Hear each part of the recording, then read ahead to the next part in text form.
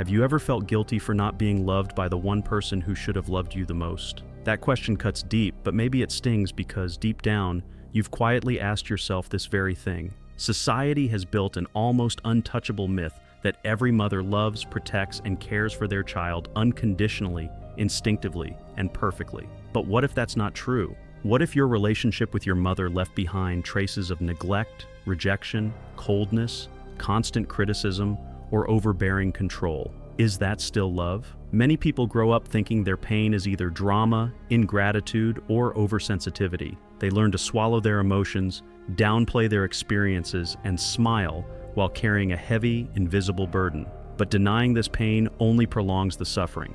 It's time to break the silence, and more importantly, break the myth. Mother wounds are real, and they don't begin with you, but they can end with you. Today, I'll show you how to identify this emotional wound and how to begin freeing yourself from it practically. At the end of the video, I'll challenge you with something that could change your story, just as it changed mine. The mother wound isn't just a painful memory. It's like an invisible scar deeply embedded in your psyche, one that has been there since childhood. It emerges when, for various reasons, your mother couldn't provide the affection, attention, or care that you needed. Sometimes this happens because she herself was struggling too. We can break down the mother wound into two main categories: the active wound and the subtle wound. The active wound is more apparent. It stems from experiences like emotional, physical, or verbal abuse, neglect, abandonment, or direct violence. This type of pain leaves visible marks and is often recognized as trauma. On the other hand, the subtle wound is harder to identify, but just as damaging.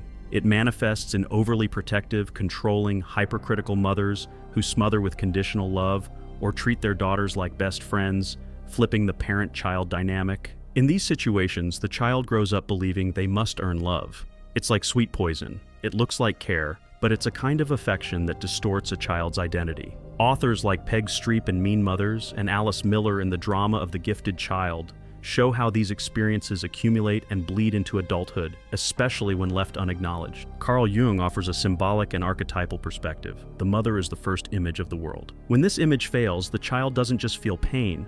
They create an inner world where love is unstable, affection is dangerous, and the self must be reshaped to survive emotionally. It's like walking on cracked emotional ground. You live, love, and move forward, but always afraid of falling. This is why understanding this wound is the first real step toward healing. Not to blame, but to name what hurt you. Once named, this pain can be embraced and understood. And as you begin naming it, something incredible happens. You realize this pain isn't just one thing. It has spread throughout your life in ways you may not have noticed. These wounds may have become so invisible that you don't even recognize their existence, but they still bleed today. You may have spent years feeling like something was wrong with you without realizing that this feeling stemmed from an old, unacknowledged wound. The mother wound, especially when unrecognized, disguises itself in behaviors that appear to be part of your personality, but are actually defense mechanisms built to cope with unreliable love. Perhaps you find it hard to trust others, always expecting the worst, fearing abandonment, betrayal, or being used. This distrust may not have started with a romantic betrayal, but with a childhood where your mother's love was unpredictable, unstable, or conditional. Maybe you don't trust yourself. You feel like you're never good enough, that everything you do requires someone's approval, validation, or revision. This insecurity often stems from mothers who were overly critical, constantly comparing, demanding perfection, and teaching, either implicitly or explicitly, that making mistakes meant losing love. If setting boundaries feels impossible, if you feel guilty for saying no, if you accept hurtful things just to keep the peace, these too could be emotional inheritances. Many mothers make their children believe that love only comes with obedience, sacrifice, and self-erasure. A distorted self-image, fear of being seen, shame about your body or your voice. These are all remnants of a childhood where being yourself didn't feel safe. The fear of relationships, of loving and being loved, doesn't come from the present. It comes from a past where love equated to pain and affection was often followed by rejection. Hypersensitivity, the feeling that everything hurts more for you, isn't weakness. It's adaptation. It's a nervous system trained early on to detect even the smallest hint of rejection and the pain of repeating emotional patterns. The same types of partners, the same cycles of pain. This isn't bad luck. It's your unconscious trying to heal a wound from the past through your present. The truth is, all these wounds share a common root, something planted long ago in your early years. And still, it defines how you love or how afraid you are to love. From the very first days of life, all you needed was a look that said, "You're safe here." How that look was given, or withheld, shaped much more than you realize. It shaped how you connect to the world, how you see yourself, how you relate to others. That's what we call attachment patterns. Attachment theory explains how emotional bonds formed in childhood determine our emotional responses throughout life, with the central figure in that bond almost always being the mother. When this figure offers consistent affection, emotional presence, and predictability, the child develops secure attachment. This means they grow up feeling they can trust others, that they are worthy of love, and that the world is a safe place to express themselves without fear of rejection. But when love is unstable, cold, smothering, or absent, insecure attachment patterns emerge. This is where the mother wound silently sneaks into the way you connect with others. Anxious attachment develops when a child lives in fear of losing love. The mother is present, but in unpredictable ways, sometimes loving, sometimes critical, sometimes distant. This creates adults who live on edge, afraid of being abandoned, who love too much, who become overly demanding, who shrink themselves just to avoid losing someone. Avoidant attachment develops when a child learns that expressing emotions doesn't help. The mother is cold, rigid, invalidates feelings. The result is adults who distance themselves emotionally, who run from intimacy, who keep control as a shield against pain. Disorganized attachment is a mix of both extremes. It appears when the mother is both a source of love and fear, as in cases of abuse or emotional violence. The child grows up confused, unsure whether to come close or pull away. This leads to chaotic relationships, self-sabotage, and a deep fear of oneself. What all these patterns have in common is the same root: the quality of the bond with the mother. The wound doesn't just come from what happened, but also from what didn't: the embrace that was missing, the silence that lasted too long, the words that never came. And the most important thing is that these patterns aren't a life sentence. They're a map. Recognizing your attachment pattern opens the door to understanding why certain relationships hurt so much, and why, despite the pain, you sometimes stay stuck in them. Because inside you, there's an image of your mother that goes far beyond the woman who raised you. There's a mother who lives in your head, who whispers in your ear, and who is often far harsher than the real person ever was. When we think of our mothers, we usually picture the real woman, her face, her actions, her words. But inside us, there's something deeper: the psychic mother, the internal image formed through lived experience. It's with her that we often keep dialoguing throughout life. Carl Jung called this image the archetype of the Great Mother, a universal symbol present in the collective unconscious representing both care and danger. The archetypal mother has two sides: the light side tied to nurturing, comfort, and unconditional love, and the dark side tied to control, suffocation, guilt, and abandonment. When the real mother wounds us, the inner image often tilts toward the dark side. You can grow up and leave her house but still be trapped by this inner presence that judges you, demands from you, silences you. It's that voice in your head saying, "You're not enough, you're wrong, you have to please to be worthy." At that point, the wound no longer needs the mother to be present. It stays alive within you like a silent, emotional recording stuck on repeat. That's why healing the mother wound doesn't depend on your actual mother changing. It depends on transforming your inner mother. This is one of the most liberating truths in depth psychology. Because as long as you believe you need your mother's approval to be happy, you'll stay trapped. But when you realize that what really holds you back is the image you carry of her inside you, that's where healing begins. Transformation doesn't happen by trying to change who she was, but by rebuilding how you relate to that psychic presence. It's like renovating the emotional house you live in, swapping suffocating walls for breathing windows, replacing pressure with compassion, fear with strength, silence with listening. And this disconnection didn't happen randomly. You didn't just wake up one day and decide to lose yourself. Little by little, you put on masks, hid pieces of yourself, silenced your voice, until you forgot what your true face looked like. From early on, you learned that you had to be someone else to be accepted. So over time, you built a persona, a social mask. It's the version of you that smiles when you want to cry, says "I'm fine" when you're falling apart, that tries to be what others expect even when it hurts. Who you truly are, Jung called this mask the persona. It's not fake, but it is incomplete. It helps you survive in the world, but when you over-identify with it, you start to forget who you really are underneath. And very often, this persona was shaped by your relationship with your mother. You became the easy child, the daughter who doesn't cause trouble, the adult who constantly seeks validation without even realizing it. Meanwhile, everything that wasn't accepted, your anger, your sadness, your fear, your desires, got thrown into the shadow. The shadow is the basement of the unconscious. It's where you locked away the parts of yourself that were too judged to be seen. But what's repressed doesn't disappear. It comes back in the form of anxiety, guilt, self-sabotage. It returns in your relationships, your repeated patterns, your sudden emotional outbursts.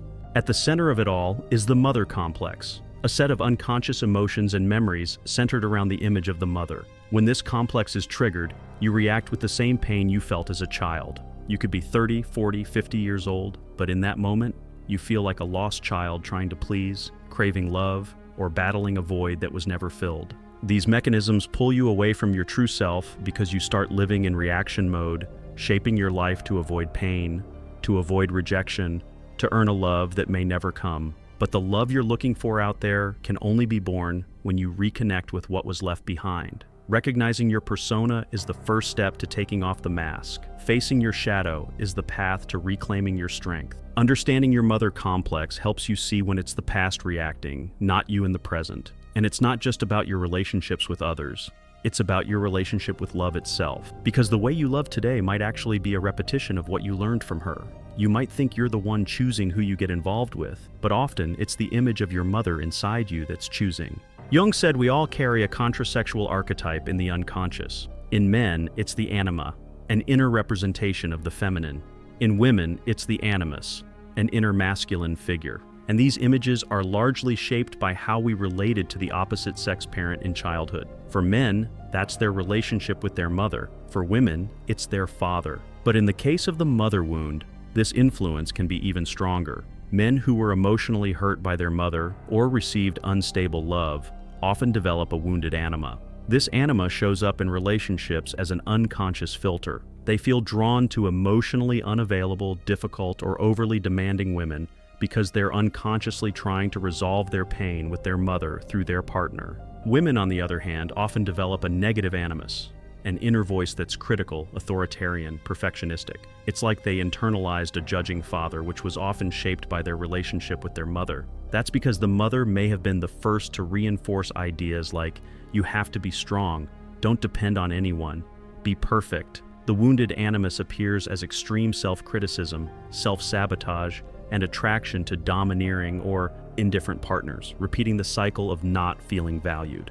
These archetypes aren't literal, they're symbolic forces in our psyche that deeply influence how we show up in love, how we give and receive affection. And until these internal images are healed, love will keep showing up with pain. But when you recognize that you've been loving from a place of wounding, you can begin to love from a place of awareness, a love that doesn't need to fix anything, just be present, one that doesn't repeat the past, but transforms it. You'll begin to understand that when you love from a healed place, you no longer need to seek validation from others. This process allows you to love yourself in a way you never have before. It's not about fixing or changing the past, it's about accepting it and allowing yourself to embrace who you are now, free from the chains of old wounds. Healing starts when you realize that the past doesn't need to dictate your future. You may have been trapped in an endless cycle of seeking love and approval where there was none, but now you can break free. You can learn to show up for yourself in ways you've never imagined. You'll begin to feel the power of living authentically, no longer bound by the past. This journey is not easy, and it's not linear. Some days will be harder than others, but with each step forward, you'll feel more empowered. You'll realize that the pain doesn't control you anymore. You'll recognize the patterns that were set in motion long ago, and you'll start choosing to step out of them. This is where you reclaim your identity, where the child within you is protected and allowed to thrive. The process of individuation, as Carl Jung calls it, is a journey of self-discovery and integration. It's about accepting all parts of yourself, even the painful ones. When you face your shadows, you no longer allow them to control your actions and decisions. You learn to honor both your light and your dark sides, realizing they both shape who you are. True healing happens when you stop looking outward for love that was never given and start generating it from within.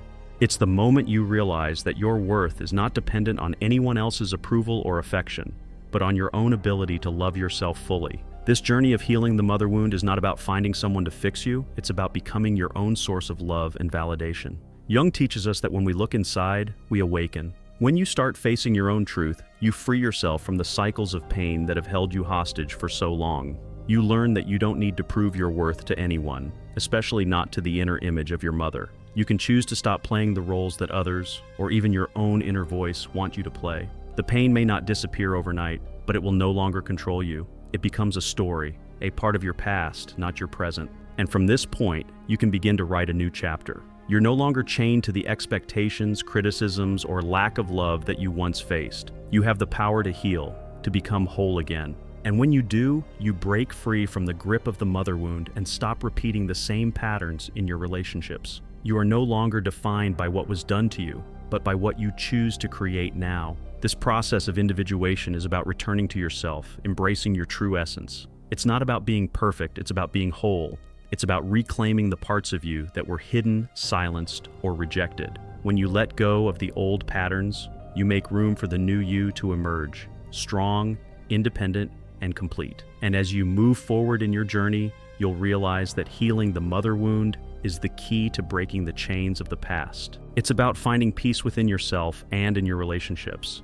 By understanding the role your mother played in your development, you can finally begin to release the pain and choose to create a life filled with love, strength, and authenticity. Your story is not defined by your wounds. You are the author of your own life. And today you can choose to start writing a new chapter, a chapter of healing, self-love, and freedom. It's time to stop looking back and start moving forward. You have everything you need within you to heal and become the person you were always meant to be. You don't have to do this alone.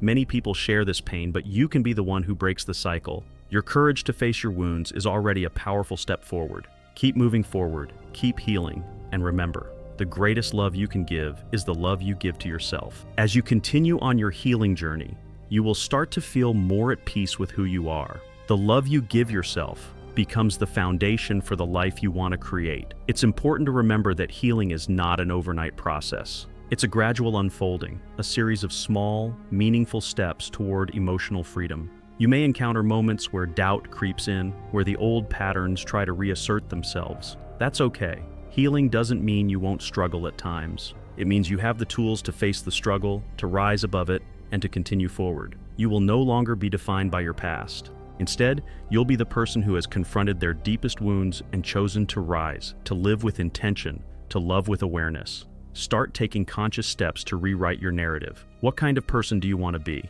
How do you want to show up in the world, in your relationships, in your own life? Your actions moving forward are a reflection of the love and care you now choose to give yourself. It's time to stop giving your energy to those who don't honor you and start creating space for those who truly support your growth. Remember, your worth isn't measured by others' expectations or opinions.